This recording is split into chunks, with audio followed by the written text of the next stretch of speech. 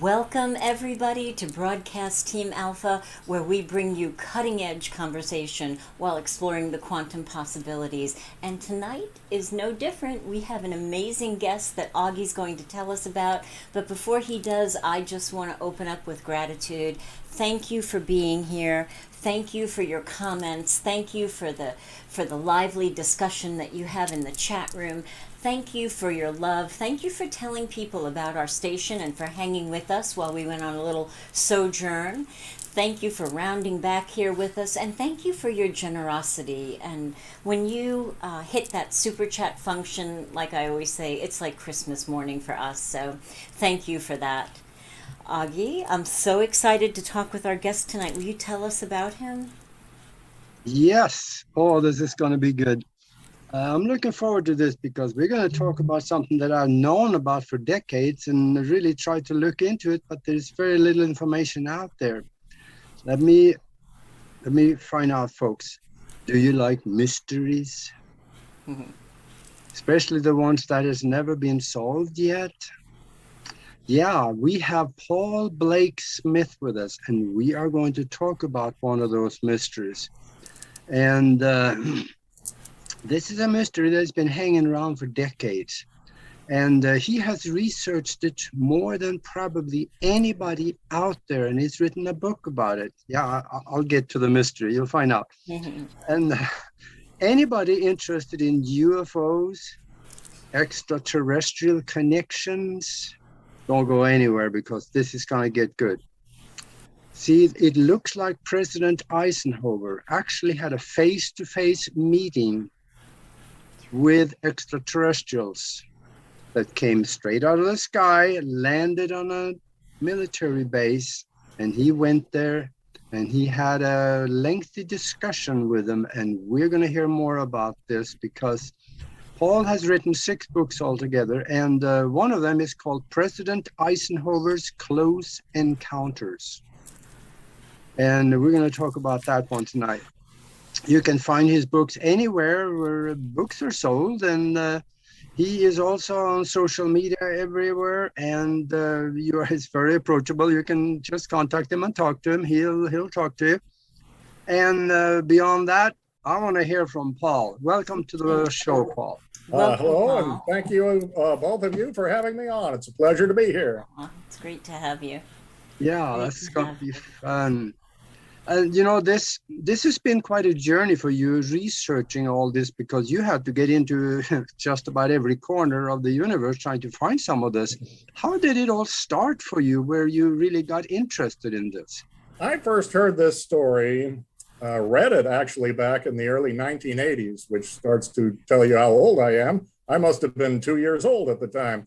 Well, back then, I scoffed at first because I'm a fairly cynical person. And I know it sounds pretty wild. A United States president met with aliens. Come on. But the more you read, the more plausible it gets. And I piled up some information in the 90s intending to write a book, and then I put it aside. And I did the same around 2006, and again, put it aside. And then about 2016, 2017, I thought, I'm going to write this book because no one else seems to. There's no book out there on this subject. So I'm just going to research the dickens out of it. And I put together what is pretty well received. You can read all the good reviews on Amazon, and I may have a TV deal for you someday. It might make the small screen. And it's a really exciting story. What happened back in February of 1954. Mm-hmm. Wow. Is that the dental appointment? Uh-huh. That's a common story that is actually quite true, but it had nothing to do with the aliens. People think for years that Eisenhower ducked out of his Palm Springs, California golf vacation to go to the dentist, but that was a fake story, or just showed up at the dentist briefly and took off to meet with aliens. Well, it turns out from what I researched that he really did have a dental emergency on Saturday night, February 20th. And he bit into a roasted duck leg and got some buckshot or grape shot in the meat. The hostess said, "Oh, I'm so sorry, Mr. President. The boys shot that duck down this morning. I guess we didn't get all the the debris out of it." and he was really grumpy. He cracked a crown off a tooth, just busted it right off. So they called the dentist that night, and the dentist said, yeah, sure, the president needs me. And he went back to sleep. And meanwhile, Eisenhower was taken to the dentist's office in Palm Springs and waited, was really getting angry. And he finally convinced him, can you call this dentist again and get him over here? And so the dentist was called, and he, really, you need me now, the president? And he got over there and he got emergency treatment. So that story is actually true. But the night before is when Eisenhower ducked out and was not noticed, thanks to a big party for the media at his hotel, or the hotel for the press. President Eisenhower was staying at a friend's house at some place called the Smoke Tree Ranch in Palm Springs, California, out in the desert. And during the course of the evening, he took off and managed to keep the press distracted with this nice hotel party. And he went out to Edwards Air Force Base. And by golly, all those stories we may have heard in UFO lore, I really believe are true. And I think you will too after you read my book, or you might watch a new independent motion picture called The 11th Green from producer, writer Christopher Munch. He did a fine job showing Eisenhower reminiscing about the time he met with aliens at Edwards. It's called The 11th Green because he retired after his presidency to the 11th green of a country club in Palm Springs. And that's where he spent about a decade before he passed away. So it's just the coolest story ever. I've heard this from other hosts like yourselves. Have you ever heard anything more awesome than this? A US president had the nerve and the guts. Eisenhower was a courageous man, a military man, to go meet with aliens face to face. And by golly, I'm convinced he did it at least once, maybe twice, possibly a third time. I lay it all out in the book, and I think you'll find it very intriguing. I think he's actually, you're right when you say there was more than once, because from what I have gleaned from whatever is out there, he met with the Greys, but he also met with the benevolent ones first. And they wanted him to abolish nuclear weapon and things before we destroyed ourselves. And they turned him down. And then he met with the Greys and they got along. Is there something to that? I'm not sure if he ever met with Greys, but there was an eyewitness who spoke up about what he saw. He was there at the Eisenhower counter of Friday night, February 19th, 1954. This man was an Air Force test pilot and said, I was called in due to my flight expertise. He knew about flight technology and aerodynamics, and I thought he would come in handy. A young guy who would be around to tell the story, maybe. Certainly everyone was silenced that night. They were sworn to secrecy after the encounter.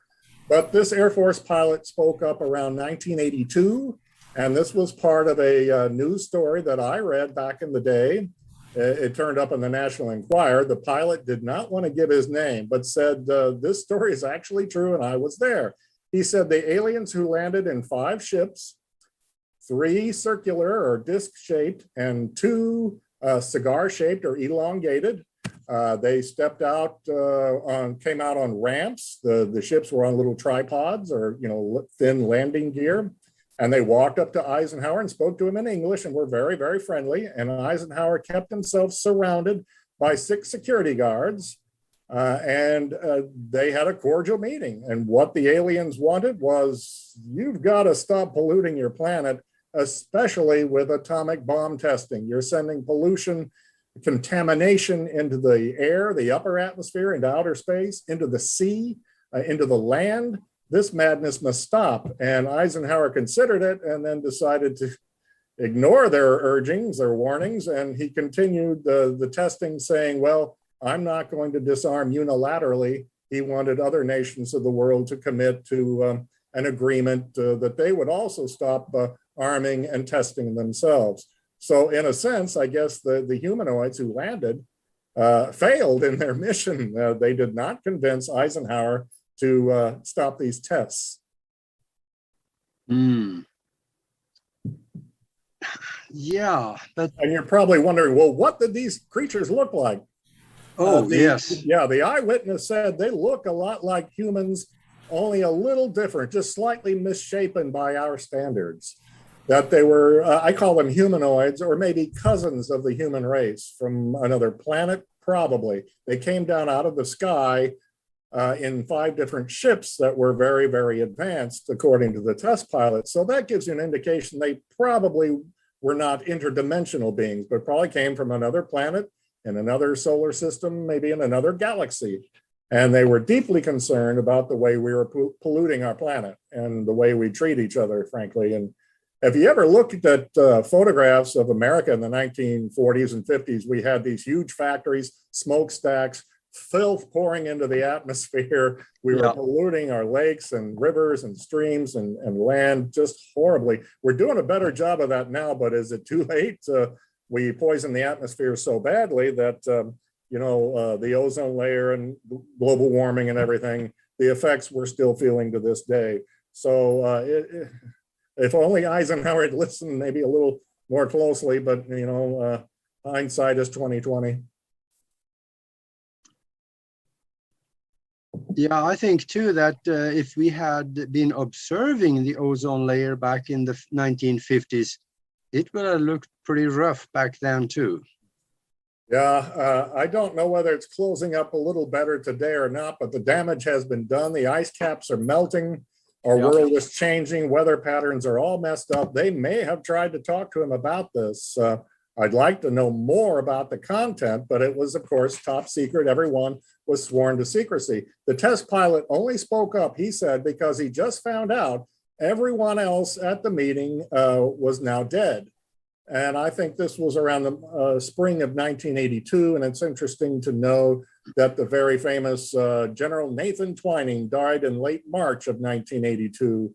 And that might have been a trigger to allow this Air Force test pilot to speak up at last, that he felt, if I don't say something, the story will die out, because it doesn't seem to be too much in the media. I did find there were some media reports in 1954, rumors spread, and Frank Edwards, a very famous broadcaster of his day, gave a radio report and apparently took it seriously. And what a surprise. Shortly thereafter, he got fired from his Mutual Broadcasting System radio program.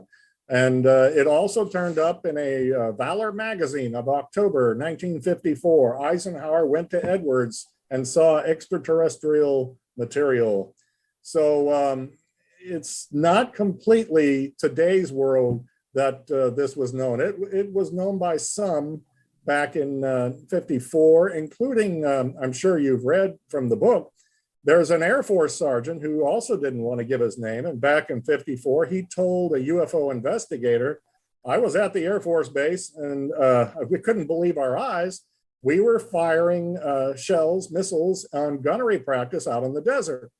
And all of a sudden, 5 spaceships came down out of the sky, and they were apparently silent and shiny, I think silver, and 3 circular and 2 cigar-shaped.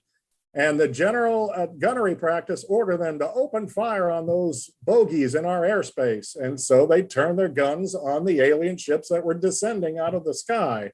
According to this Air Force sergeant, what a greeting, huh? Welcome to humanity. Welcome to the American military base. I don't think the general had gotten the memo to treat your new visitors very kindly. But according to the sergeant, their shells, their missiles, the explosions had no effect whatsoever on the alien ships, that they just came in, brushed it off, and slowly descended at an airbase hangar in the distance. And that's where eventually Air Force officials on the base came out and met and spoke with the aliens to give the okay to Eisenhower. They gave him a phone call and said, it seems to be all right. They seem to be very friendly and peaceful, unarmed. I think they offered to show off the interior of their ships. And even to one story had it that they even offered to give a ride to any Air Force personnel who brave enough wants to go on a ship and go up into the sky. I have my hand up. I don't know if I would go or not. I'm 6'6". I probably wouldn't fit in it in the first place, bang my head all over the place. But would you really have the guts to go with aliens? I don't know. In a little zip up into the sky and come back down, but you don't know what they're going to do with you. But I think after several hours of conversing with them, that phone call was made, and Eisenhower waited for the cover of darkness and for that hotel media party to begin. And he drove to a smaller air base or an airfield and took a flight out to Edwards and landed and spoke with his bodyguards all around him and made history. And I know it sounds pretty wild, but if you read the book, I think I can convince you with the weight of the circumstantial evidence that's been gathered. Yeah. So what was their agenda? I mean, why him? Why then? You know. Well, first, Eisenhower was easily the most popular and famous human being on the face of the earth. Yeah. He helped put together the war effort in Europe and crushed the Nazi war machine in the European theater. Came home to ticker tape parades. He was mobbed almost like the Beatles in the first few years whenever he went out in public. And he was urged to run for president. In 1952, he decided to give it a shot, and he won in a landslide. He was the most powerful man on the face of the earth as the leader of the free world and the American presidency. So if you had to pick somebody, I think Eisenhower would have been the choice in 1954, a year into his presidency.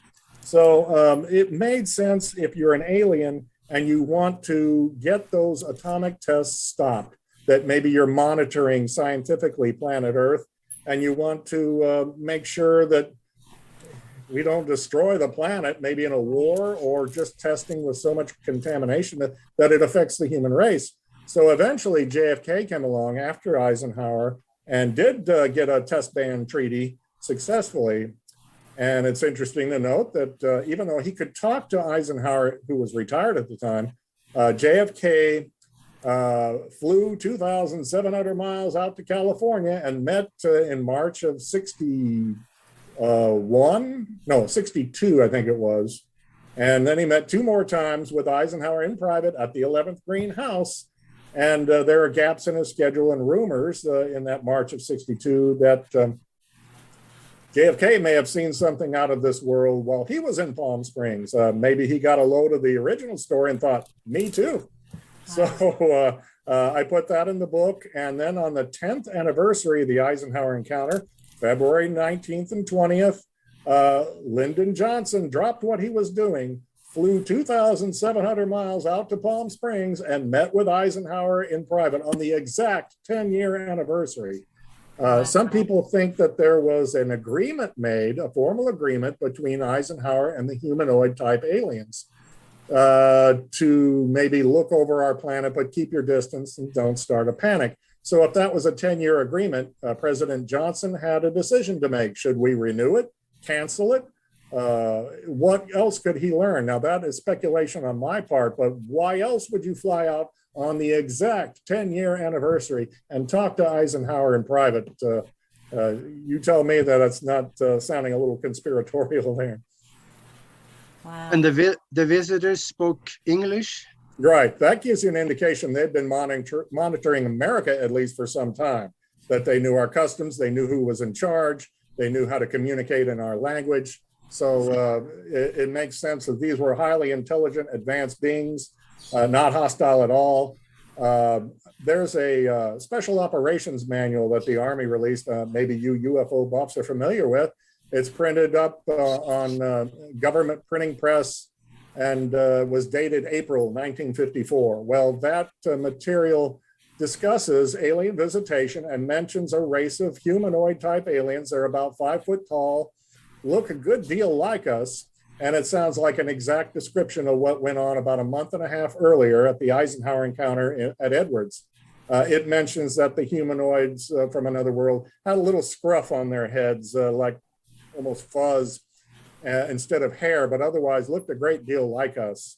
And I kind of wonder if they had bigger nostrils or bigger chests for breathing their atmosphere on their home planet that made them slightly misshapen by our standards, that they were just a little different according to that test pilot Eyewitness. So it's exciting, but that was only one race of beings. You know, there could well have been other races such as the Greys, reptilians, the Nords, others who may have been jealous and decide, well, where's our agreement? Or since Eisenhower met with these human-like aliens, what about us? I guess it's okay for us to come in and start abducting or looking over people, plants and animals and observing. That is speculative, but it kind of makes sense in light of all that we know now, some 60 years later. Wow. That's funny. You know how siblings are like, Mom likes you better than me. The humans like You did like this us for this, better than my you. brother. Yeah, that's right.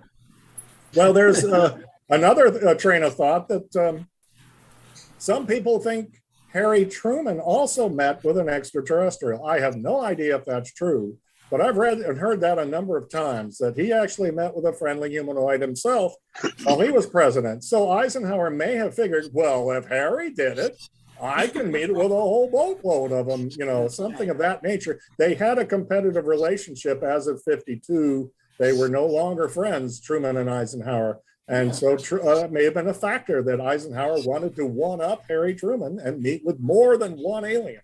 Oh my goodness, that's interesting.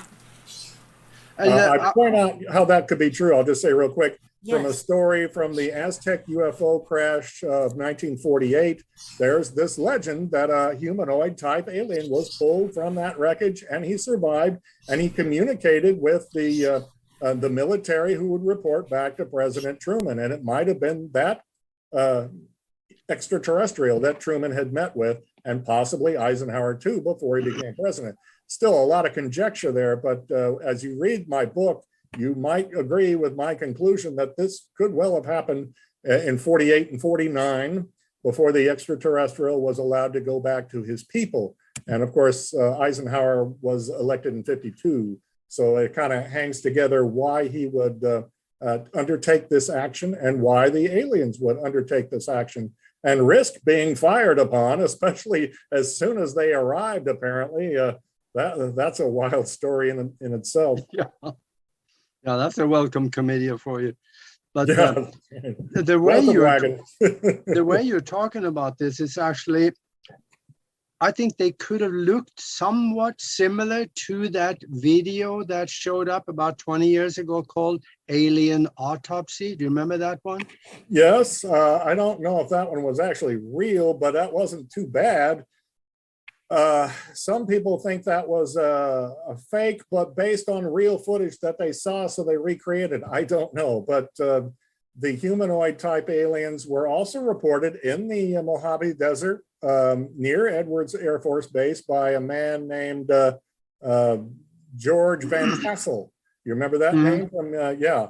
And he reported almost the same exact thing. They came down in a spaceship. They were human-like. They could almost pass for humans, that they greeted him in a friendly manner. And they did something for Van Tassel, he said, that matches up perfectly with what the Air Force test pilot said he saw right in front of his eyes in front of President Eisenhower. You want to know what that was?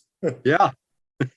According to the test pilot, the aliens who met with Eisenhower really rattled him and kind of cinched the deal that Eisenhower was not going to sustain contact with them because they made themselves invisible. They couldn't be seen. They decided to use a kind of cloaking technique, and they made themselves invisible. And the Air Force pilot said, we could tell that they were still there, but we could no longer see them. And then they reappeared. And Eisenhower was like, we can't have this. You're going to have to go. He was quite nervous about this, the idea that maybe aliens would teach this to human beings, and it would be chaos if we could learn to cloak ourselves. And only lately now, in the last few years, you're hearing of the American military intelligence mastering cloaking, that this may become more and more of a reality instead of like a Star Trek episode where they have a cloaking device on board for Captain Kirk to go about and do his explorations in space. It may not be so fictional anymore. Yeah. Oh, it's getting deep. Do you think that he met with more than one species of extraterrestrial? I have heard that rumor, and I don't know what to think. I think he may have met with the same race in February of 55. However, I would direct people to not only a big chapter in my book, but into the still available online research of Art Campbell, another famous UFO researcher. You may recognize that name. He put together a very fine case that Eisenhower skipped out on a hunting trip vacation in Georgia, flew to New Mexico, His plane was seen by eyewitnesses on the tarmac at Holloman Air Force Base. And he apparently got out and met with a landed spaceship representative there. I'm wondering, speculation again, if that was the cinching up of this agreement that he came to this like a treaty. According to one witness, a man named Don Phillips, who worked for Skunk Works, he said, I got to look at this intelligence file. And it said Eisenhower met with aliens, came to an agreement, and said to them, well, how can we stop you? You're so advanced. And that seems like a pretty believable statement that the president, who was a little rattled at the time, would just blurt out that it's the truth. I mean, they were advanced enough to come here from another world. We can't really stop you from coming here. We can only ask you to appear fleetingly in the sky, and don't set in a major city. Don't step out on the White House lawn and trigger a panic. I think that was the main factor back then. And to this day, they don't want a panic on their hands. They don't want aliens to show themselves too overtly. Stay at arm's length, you know. Oops, you're muted, Nori. I said 6 feet away and wear a mask. Just kidding, just kidding, just kidding. They socially distanced back then, too. Yeah, something. Well, I don't think Eisenhower shook their hands. He stayed at, I think, a fairly safe space. And according to the test pilot, he kept himself surrounded by these 6, I call them the secret 6 because we don't know their identity, 6 special bodyguards.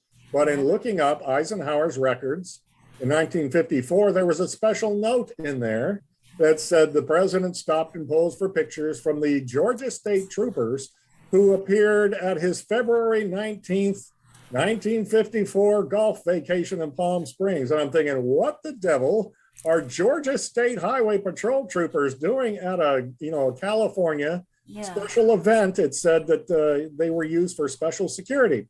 So it turns out Eisenhower had a lot of fans, and he needed special security when he golfed at Augusta Golf Course in Georgia when he was out of the military, and even did this when he was president. So he became very friendly with these Georgia State Troopers, and I go into some detail how this could have taken place another time.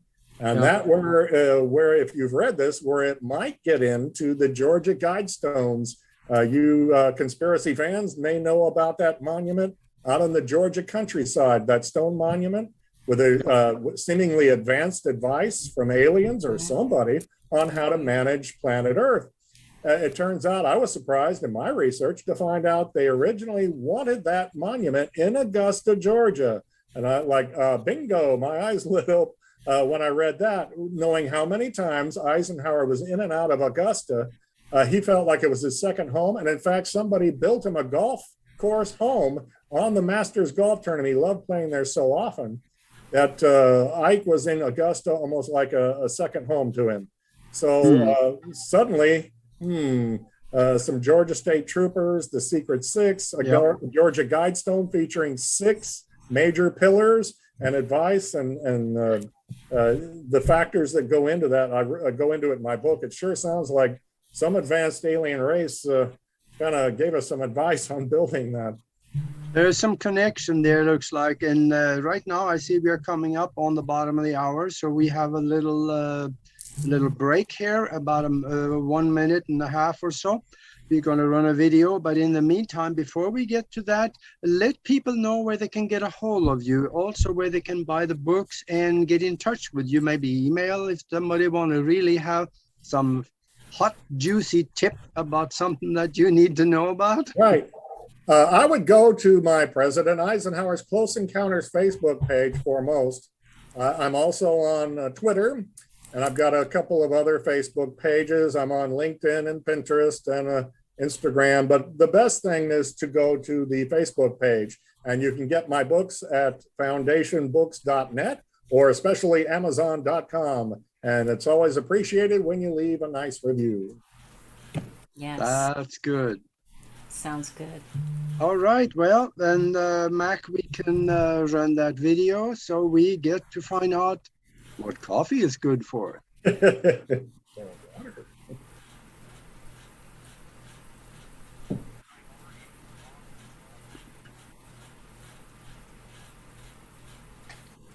I knew that there was a need because my father had a need. And if my father had a need, then how many other people have a need? The key to Tyler's coffee is the roasting process. Because Mother Nature makes the coffee bean. We can only work with the processing. We knew we wanted to go USDA certified organic. So we wanted to be the purest and cleanest coffee in the world. We had to source stuff from Africa, we had to source stuff from Brazil, we had to source stuff from Chile, and we put it through our proprietary Z-roasting processor. So what that really truly means to you is that the coffee doesn't have inflammatory properties in it. I'm dedicated to serving 50 million Americans that suffer from stomach-related modalities, and also the millions of other people that just deserve a great tasting cup of coffee that's healthy and safe.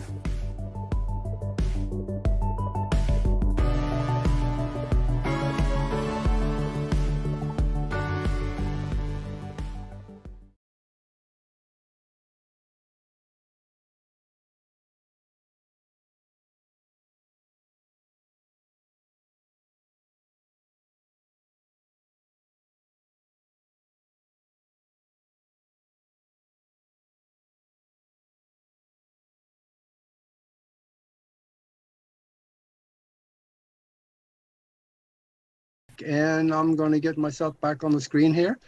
So yes, we are talking with Paul Blake Smith, and he has researched and written a book about President Eisenhower's meeting with extraterrestrials.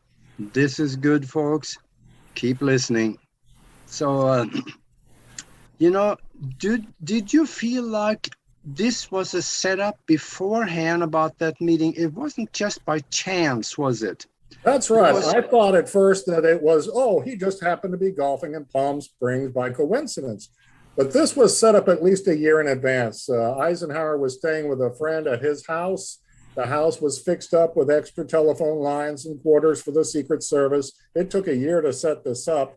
And I think during that year, there was an actual communications program between maybe military intelligence and a few scientists working with them, and some extraterrestrials who were sending messages back and forth through apparently like a binary code in high frequency radio waves. And to learn more, I would refer you to Congressman Henry W. McElroy, who is from New Hampshire, who put out a video about 10 years ago saying, I got a hold of this document that said President Eisenhower was urged to meet with extraterrestrials. It was set up through this radio wave program, and that it is my understanding Eisenhower did go and did meet with him, and he made this video. Why would a politician make this video and release it and risk his entire career unless this is a true story? And I really think it is. So there was a communications back and forth, and it was agreed upon. They felt it was a friendly, safe environment. And when the aliens landed, despite being shot at, they were communicating with a welcoming committee, probably some Air Force people, possibly General Nathan Twining himself. And then they finally gave the go-ahead for Eisenhower to buzz on over from Palm Springs to Edwards Air Force Base, which is so remote, out in the desert. You could really have a private meeting with extraterrestrials coming and going. And so supposedly during the encounter, they decided to show off for President Eisenhower and show him what our advanced ships can do. And they put on an air show. They went up in the sky and they were apparently illuminated and buzzed around and stopped on a dime or came down silently, and stuff that was far more advanced than our Air Force technology then and probably still to this day. And that impressed Eisenhower, but also scared him. And his attitude was, you're so advanced, this is going to be a shock to people.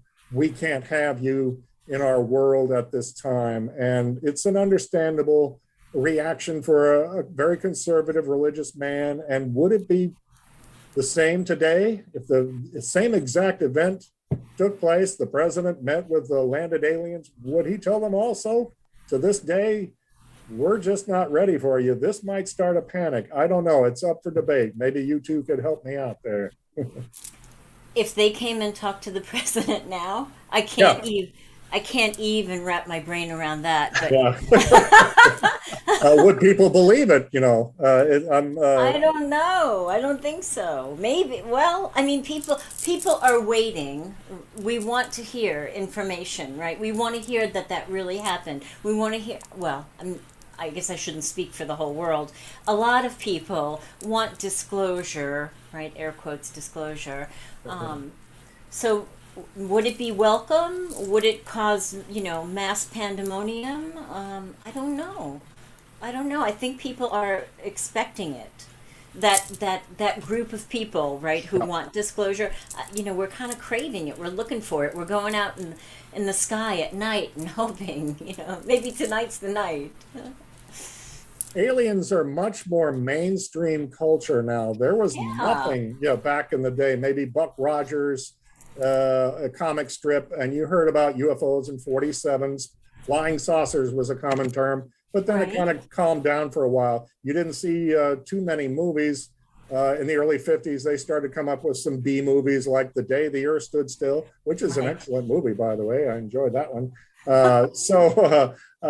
It wasn't just quite as accepted by people then. And like the notion that we're being visited, to some who are very cynical, probably the majority of the population then was like, oh, come on. We're not even being visited by aliens. But today, I think there's much greater acceptance of, we're probably being visited, especially after the Pentagon report and some grudging admissions and that 60 Minutes television interview with military personnel who admitted, we see this technology now far greater than our own. Our pilots are seeing this every single day. They said that on the broadcast.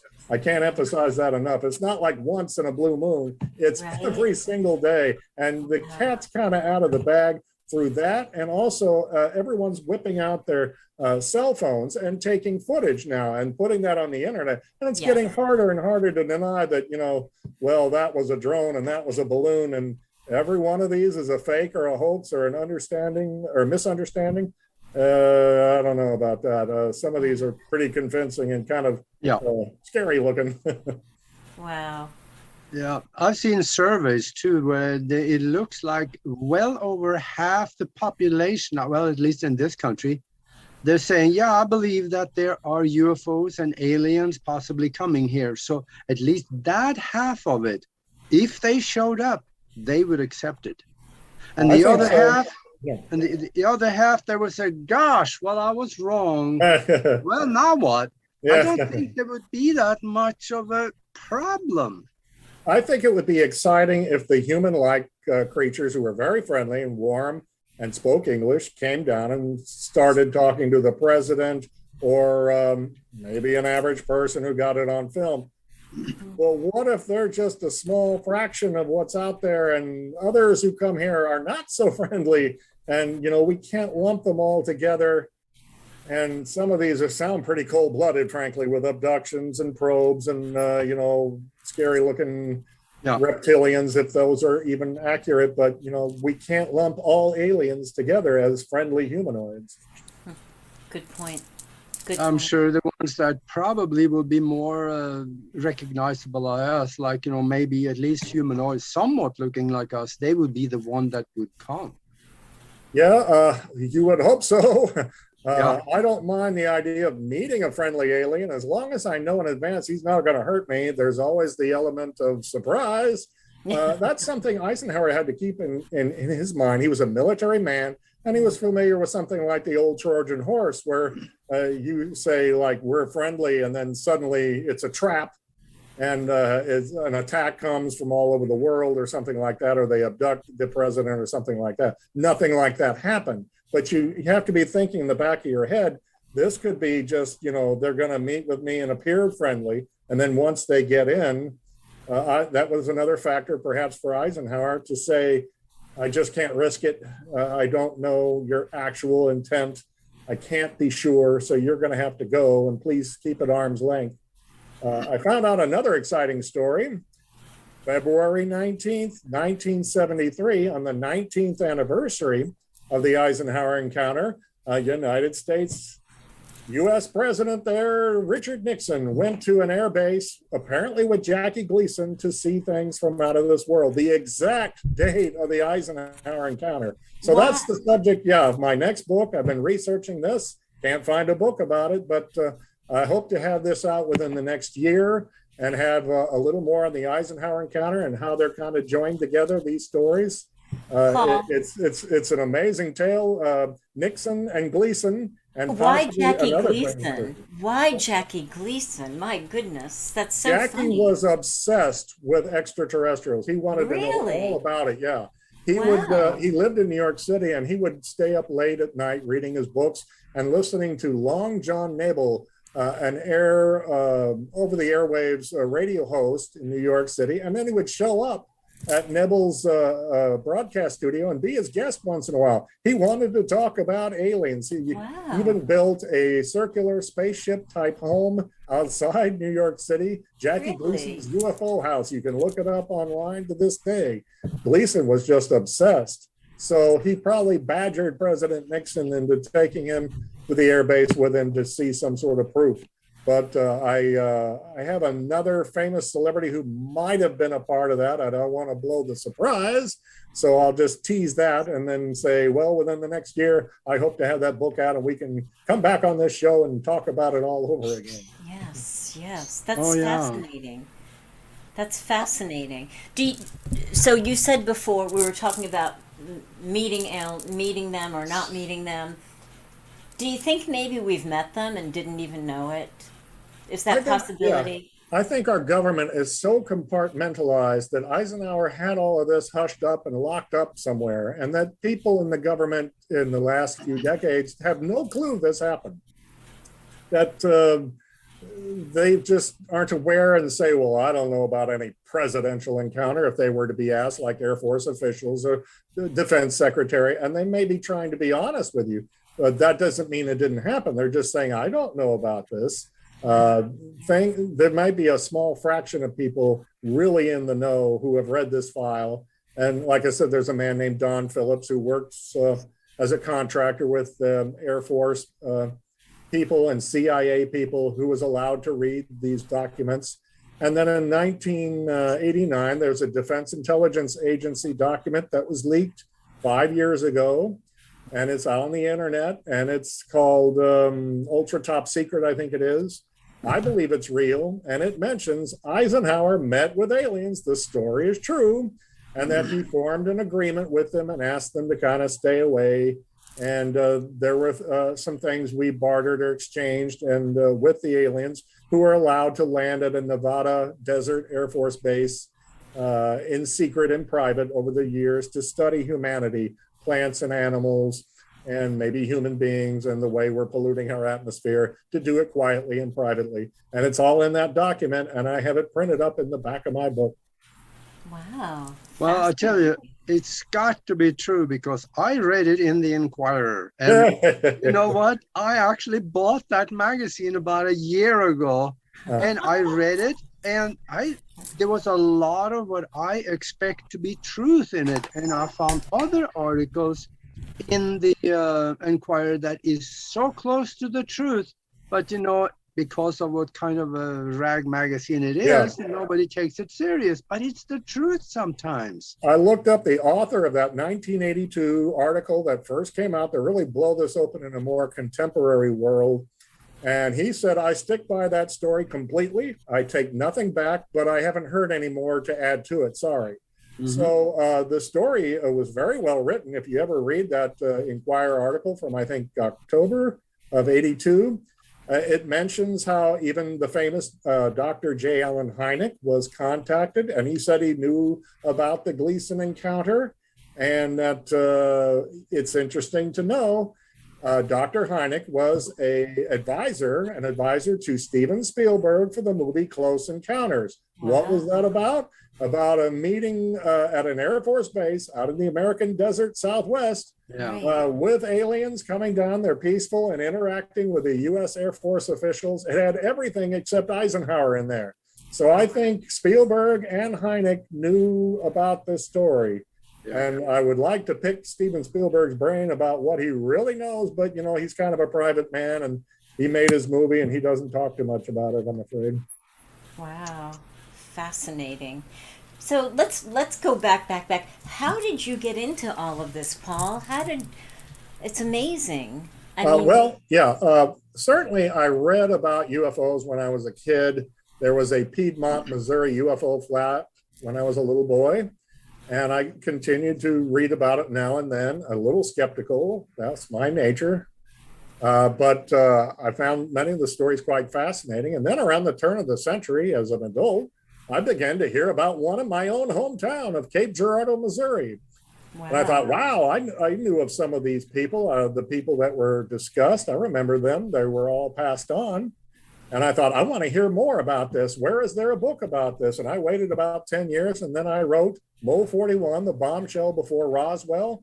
I researched as much as I could about the late April 1941 UFO crash of some like 3 gray dead aliens pulled from a cracked open round spaceship in a farm field out of my own hometown, where my grandfather was a judge back in 1941 and my father was about 6 years old. So it's interesting to know that Harry Truman was quite familiar with Cape Girardeau. He lived there for one summer in 1906. He was in the National Guard Armory training program in Cape Girardeau, and he was in Washington, D.C. at the time of the 41 crash, and I think he found out about it. And that's why I wrote 3 Presidents, 2 Accidents, a sequel that I'm currently revamping. I want to get that out in the next year. I've got some more information on that Mo 41 crash, and it's just exciting and amazing to hear that it happened in my own hometown. I think I know basically where it happened, but mum's the word there. I don't want to disrupt this farm family's life by telling the world where it happened. I'd probably get sued. So we don't want that to happen. But it's just this most awesome story, and I've put together all the circumstantial evidence, and I really do think it happened. Wow. I got a thought that just in the middle of what you were talking about here, setting up this meeting, there must have been some danger that was considered in the middle of, what if it went wrong somewhere? Right. What if one of these guards around the president got scared and shot one of them? Yeah, I wonder if the guards. Yeah, I wonder if the guards were armed. Yeah, right. It's a risky meeting. If someone were to freak out and do something weird or wild or pull out a gun, I think the aliens just exuded warmth and friendship and maybe even some humor. But another factor is, from what I found out, is Eisenhower. This was such a pre-scheduled event. He had movie cameras going and was recording it, and supposedly in color and black and white. And when one of the ships landed or passed too close to the air base hangar where they were all set up, the black and white footage went out. The technology clashed and the cameras crashed. And so there is some footage, supposedly. There's some still images. A man supposedly told his wife at some point that I worked in the Pentagon and I saw these still images of Eisenhower meeting with aliens at Edwards Air Force Base. And that's just the clues mount up one after another. This really happened. When you see the advertising for the modern movie, The 11th Green, they show movie cameramen working, getting the footage of Eisenhower. And I think this was done partly for security, that in case anything goes wrong, they've got it on film to study. And I also wonder if Eisenhower was clever enough to think, this would make great footage if I'm going to run for re-election. I could put it on TV and say, look who aliens decided to meet me. And here's the example. And, but he never did make a speech. He never did reveal it in his lifetime. Wow. Well, I'm going to put it down on the record tonight, September 7th. Any friendly, extremely friendly, benevolent extraterrestrials that want to come on the show, they're welcome. Augie, is that a fair statement? Is that okay? Absolutely. Well, we're going to make that a 2-hour show. I'm just wondering if this one might not be an alien. Yeah. Mm-hmm. Oh, that's going to be good. But how many of them came down there were 5 different trips or something like that. Right. There must be quite a crew that came. That's what I thought, yeah. And I never got a full read on, there surely was more than one per ship, probably a whole crew. From what I can speculate reasonably, they were probably scientists, astronauts, engineers, botanists, zoologists, and very advanced, polite, almost like professional men. You wouldn't send a wild, unstable, or immature extraterrestrial or a teenager out to meet Eisenhower. You would have the most trusted people in your society go along on that trip. And I must confess also, I don't know precisely the name of the planet, where they were from, or what was the name of their race. I just call them the humanoids or the visitors. And I'd love to know more. If you've got information out there and you'd like to share it, be sure to contact me on that Facebook page, and we'll chat, and I'll get the information down and research it as much as I can. There still could be plenty more we can learn. I'd sure like to see someone who's very advanced in technology. I'm not too stupid for that. But if you can hack into some sort of file and release that information, open the floodgates and get that film footage, that would be great for the public and prove this once and for all. So, Paul, there's a question in the chat room. Rick asks, why did Eisenhower warn us about the military-industrial complex in his final speech? Was it tied into the UFO meeting secrets? If Eisenhower was not going to mention aliens, but he wanted to do something obliquely, that statement wasn't too bad, that the military-industrial people may have convinced him not to go public, and they kept him from broadcasting a speech. In my book, I go into a letter by a man named Gerald Light, who visited Edwards Air Force Base, apparently in early April of '54, and he was told Eisenhower was here in late February. He visited with the aliens. It is a true story, and that a speech to the nation is being prepared for delivery in the middle of May, when school lets out and when people are, I guess, more in the mood to hear about extraterrestrials. But also the middle of May is when this atomic bomb testing program ended also. So it made more sense. And yet somebody talked to the most powerful man in America and told him, you don't want to make this speech. You need to keep quiet. This can't go forward. So I think it was the military-industrial complex that he may have been referring to when he gave his famous farewell speech in '61, that he may have been trying to hint at this, but that's all he could do, is rather obliquely mention that the military-industrial people are getting too powerful in our country, too influential. And this is supposed to be a nation of citizens in a democracy. And so it was a very famous speech, and he never embellished it, but he never took it back either in his retirement. Oh. Interesting.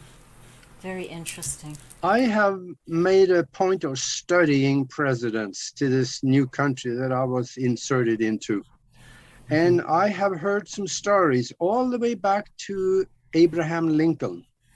He was heard being in his office, having a conversation with someone, and someone outside heard that, and they walked in, but they found out he was by himself.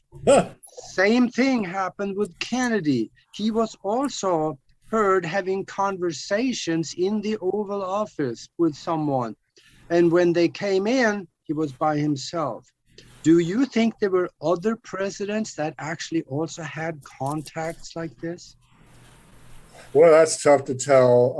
I go into my book that Carter said most expressly, I saw a UFO. When he ran for president in '76, he said, I know UFOs are real because I've seen one. And if I become president, I'm going to release that information to the American public. As soon as he took office, he was briefed apparently, and boy, did he clam up fast. He had nothing to say. And so Ronald Reagan was apparently very interested in UFOs. He may have seen one in '74 while taking a flight across California. That's a legendary story. It might well be true. His pilot swears that it is true, that he saw a disc monitoring their plane while they were flying near Bakersfield, California, and that Reagan looked into the matter, and that he might have had a big briefing on UFOs and extraterrestrials. And he had Steven Spielberg into the Oval or the White House for a screening of his new movie in '82, E.T. the Extraterrestrial. And it's become a legend that supposedly Reagan stood up when the movie was over and said, well, you don't know how right this movie is, that this really happened. And Spielberg kept his mouth shut for many years on these rumors. And just a few years ago, he finally cracked and said, that story is true. Reagan actually said that with a straight face. Wow. But, the extraterrestrials, and they picked him up at a landing site in the movie and took him to safety. So I think Reagan was briefed, Nixon was briefed, Carter was briefed, Ford probably. But I just wonder, beyond Bush, the first, who was a CIA director in his day, how much recent presidents know. But let's put it this way. Clinton, Bush, and Obama all go on Jimmy Kimmel Live. They go on Stephen Colbert. They go on talk shows, and they're asked almost every time, okay, what about aliens? Are we being visited? Are we being monitored? And they give a flippant answer, and they just joke about it. Well, I could tell you, but I'll have to kill you. Or once Bush said, well, it's a matter of national security. I can't tell you. Well, what does that tell you? If it was nonsense, they would say it's just fantasy. Forget it. Don't believe these rumors. But that's not what they're telling you at all. And I think that's most telling that, they know how much they've been briefed about Eisenhower and any contractual agreement that he made many years ago. I don't know. It's a good question. I try to cover it in my book. But like I said, I'm open to more information. If anyone out there has a file they want to send me, or a photo or some film footage, that would be interesting. Can you say your Facebook page again, please? It's called President Eisenhower's Close Encounters. I also have my own personal page, Paul Blake Smith. You can look me up there too. I have a website called www.mo41.info, mo41.info, and that will have information on the Cape Girardeau crash, a little on the Eisenhower saga, and it will have an email address where you can contact me. So if you're interested, and if you're serious, you have something that's not a joke, I would be interested in hearing from you and maybe get it into my next book. And I can promise you to keep your name anonymous. Some people are nervous about that. I'll leave your name off, or just call you Joe or Mary or whatever pseudonym you want to come up with. Aw, that's awesome. Oh, man. Oh, I'm almost speechless here, Nori. It's amazing. You hear all of this. It's just awesome. And there's even more stuff in the book. I go into this 48 crash at Aztec and what could have been learned from an alien who apparently gave an interview, and it's in this ultra top secret document. I didn't have that part printed in my book because it went on and on, but the alien in 48 was friendly and spoke English, and he may have been a factor in helping arrange the 54 encounter with Eisenhower. That's, again, a bit speculative, but you'll see when you read the book. Supposedly, they moved that alien from New Mexico to an Army safe house, Army intelligence safe house in the woods of Vermont. And you think, what would an alien be doing there? And then I researched it and found out Dwight Eisenhower used to go hunting and fishing in the woods of Vermont. And he was quite familiar with that area.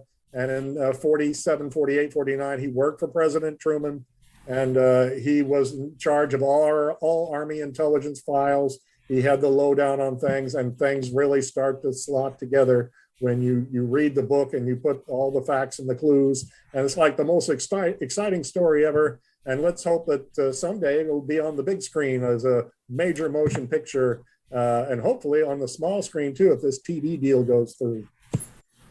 Well, I hope it does for you. That's awesome. I love you did so much great work and such great information tonight, and I love the way that you deliver it. It was just such a great conversation tonight. Everybody in the chat room has just been lively and having fun, so it's a really good show, Paul. I try to cram in as many facts as possible, and the resources and the research, and you can read it and decide for yourselves. Don't let anyone tell you exactly what to think, but you keep an open mind and put together all the clues and the circumstantial evidence, and I think I can convince you. Like I said, many a court case is won on circumstantial evidence alone. So I leave it to you, the reader, and I hope you appreciate it. And maybe we'll do another show on the Nixon-Gleason encounter someday soon. Oh, that'll be good. That would be good. Hey, thank you very much for being with us, Paul. And My for pleasure. you listeners out there, we've been listening to Paul Blake Smith, and you got to go and check out that book, because this is one that he just tipped you got the tip of the iceberg here. President Eisenhower's Close Encounters. It's got stuff in it you want to know. I can't add to that. What he said. Yeah. what she said. Yeah. Well, thank you for having me on. I really appreciate it, and I enjoyed being your guest tonight. Thank you. Thank you very much. Maggie. Thank you, Mac. Thank you, everybody in the chat room. Hopefully we'll see you next week for another cutting edge conversation.